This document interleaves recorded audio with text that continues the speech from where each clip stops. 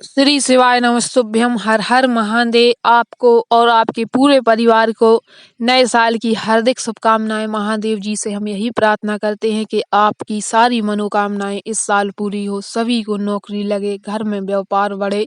यही मैं महादेव जी से शत कोटि प्रणाम करता हूं। तो आइए भक्तों, आज के जो उपाय हम वह बता दें कि 1 जनवरी को आप तो गुरु जी की कथा सुनते होंगे तो पता होगा कि सोमवार की पंचमी का कितना महत्व है। आज के दिन 1 जनवरी को सोमवार की पंचमी पड़ रही है, तो विशेष साल भोलेनाथ के नाम से चालू हो रही है। महादेव जी का दिन है सोमवार और तिथि पंचमी है, तो आपको विशेष तौर पर सच्चे भाव से यह छोटे छोटे उपाय करें, आपके जीवन में अवश्य बदलाव आएगा।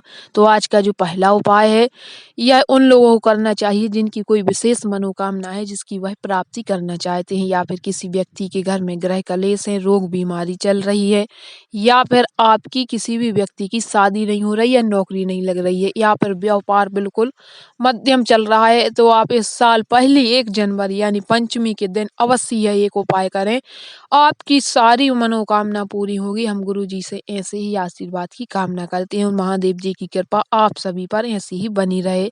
तो आइए बढ़ते हैं आज के पहले उपाय की तरफ। इससे पहले एक छोटी सी गुजारिश कि आप हमारे इस चैनल को लाइक शेयर सब्सक्राइब अवश्य करिएगा। गुरुजी कहते हैं कि जो पंचमी तिथि होती है वह इतनी विशेष मानी गई है कि अगर आप केवल 1 लोटा जल अर्पित करते हैं तो आपको 1000 लोटे जल चढ़ाने का पुण्य मिलता है। पंचमी तिथि और उतने पर ही सोमवार का दिन पड़ रहा है पंचमी के दिन, और नए साल चालू हो रही है। अपनी तो नई साल जो चैत के महीने में चालू होती है, जो पहली नवरात्रि आती है उसमें होती है, लेकिन अब नए जमाना आ गया है, नया कैलेंडर के रूप में मानते हैं, ये भी नई साल चालू हो रही है, तो इसलिए आप अवश्य यह उपाय करिएगा। तो आज का जो पहला उपाय है, इसको करने के लिए आपको सबसे पहले 1 लोटा जल, 1 बेलपत्र, 1 समी पत्र और थोड़ा सा चंदन हम आपको उपाय कर कर दिखाते हैं। गुरुजी कहते हैं कि 3 चीजों को कभी आधा अधूरा नहीं सुनना चाहिए। शिव जी की कथा पहला, दूसरा सत्यनारायण जी की कथा और तीसरा शिव महापुराण के उपाय। अगर आप उपाय कर नहीं सकते तो केवल सुन लीजिए, आपको इसका अवश्य परिणाम मिलेगा। तो आज का जो पहला उपाय, जैसा हमने बताया कि आपको सबसे पहले 1 लोटा जल, 1 बेलपत्र और 1 समी पत्र लेकर आप किसी भी शिव जी के मंदिर में चले जाएं और थोड़ा सा लाल चंदन। सबसे पहले आपको बेलपत्र की जो दाईं और बाईं पत्ती होती है उस पर थोड़ा थोड़ा लाल चंदन लगा दें।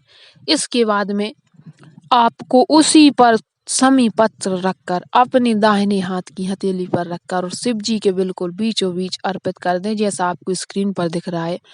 और आपको अपनी जो भी मनोकामना है वह शिव जी से विशेष नाम लेकर कहने से वह पूर्ण हो जाती है। आपको त्रिपुरारी नाम लेकर करें व्यापार के लिए, धन लक्ष्मी के लिए कुबेरेश्वर महादेव का नाम लें, और शादी के लिए गौरी शंकराय का नाम लें। इन तीनों नाम को लेकर अगर आपके घर में किसी व्यक्ति को बीमारी है और बीमारी के लिए अगर आप यह उपाय कर रहे हैं, तो आपको कुंदकेश्वर महादेव का नाम लेकर वह 1 बेलपत्र अर्पित कर दें। आपके जीवन में धीरे धीरे बदलाव होने लगेंगे और जो भी समस्या बनी हुई है वह हमेशा के लिए समाप्त हो जाएगी। यह छोटे छोटे से उपाय किसी की जिंदगी बदल सकते हैं। आप इस वीडियो में कमेंट के माध्यम से हमें जरूर बताएं कि आपको यह उपाय करने से आपके जीवन में क्या बदलाव हुआ। हमें प्रोत्साहन मिलता है इन उपायों को बताने में। गुरुजी कहते हैं कि यह उपाय जिसने भी किया है उसकी सारी मनोकामना की पूर्ति हो गई है। तो आज का जो दूसरा उपाय है बहुत ही विशेष, 1 जनवरी पंचमी के दिन आपको अवश्य करना चाहिए। आज का जो दूसरा उपाय है यह विशेष तौर पर ग्रह कलेश के लिए है, या फिर जिन व्यक्तियों को रोग बीमारी लगी रहती है, तो आपको अवश्य महादेव जी पर विश्वास कर कर यह उपाय अवश्य करना चाहिए। तो इस उपाय को करने के लिए आपको केवल 1 धतूरा चाहिए और 1 कनेर का पुष्प। यह धतुरेश्वर महादेव के नाम से होने वाला बहुत ही विशेष उपाय है। जिन व्यक्तियों के घर में ग्रह कलेश रहता है उनको तो अवश्य यह करना चाहिए। महिलाओं से विशेष निवेदन है कि आप अवश्य करें। यह उपाय सभी दिन किया जा सकता है, लेकिन पंचमी और सोमवार का दिन तो अति विशेष माना गया है। शीघ्र परिणाम के लिए आपको यह उपाय अवश्य करना चाहिए। इस उपाय को करने से आपके घर में बिगड़े हुए बच्चे सुधर जाते हैं, पढ़ाई में मन नहीं लगता जिनका वह पढ़ने लगते हैं, लेकिन उसके लिए उनका नाम लेना और गोत्र आवश्यक है।